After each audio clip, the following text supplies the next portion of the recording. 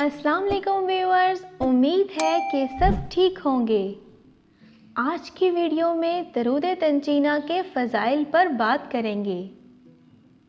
दरूद तंजीना से मुराद वो दरूद शरीफ है जिसे पढ़ने से हर मुश्किल और मुहिम से निजात मिलती है।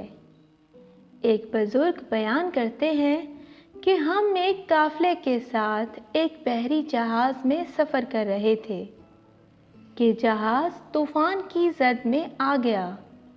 ये तूफ़ान कहरे खुदावंदी बनकर जहाज़ को हिलाने लगा।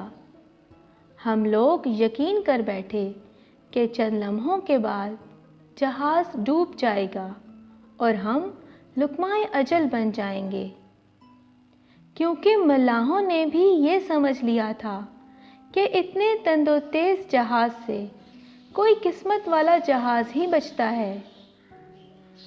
बुज़ुर्ग फरमाते हैं, इस आलम अफरा तफरी में मुझ पर नींद का गलबा हो गया। चंद लम्हे गनूद की तारी हो गई।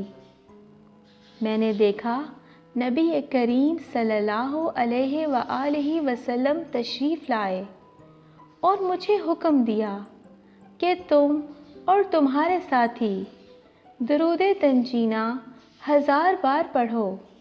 मैं बेदार हुआ और अपने दोस्तों को जमा किया, वज़ू किया और दरूद तंजीना पढ़ना शुरू कर दिया।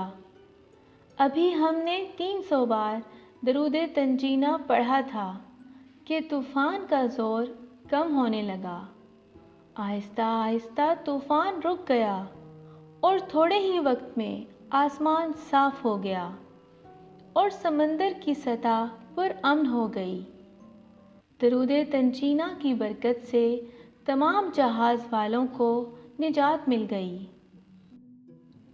दरूद तंजीना के बेपनाह फ़ज़ाइल हैं और बुज़ुर्गान दीन ने बारहा मर्तबा आज़माया है।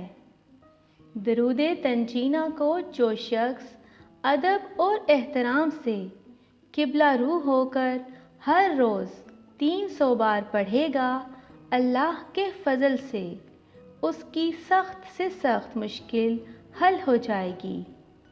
जो शख्स बीमारी से तंग आकर तबीबों और डॉक्टरों से मायूस हो गया हो, उसे चाहिए कि दरूद तंजीना को कसरत से पढ़े।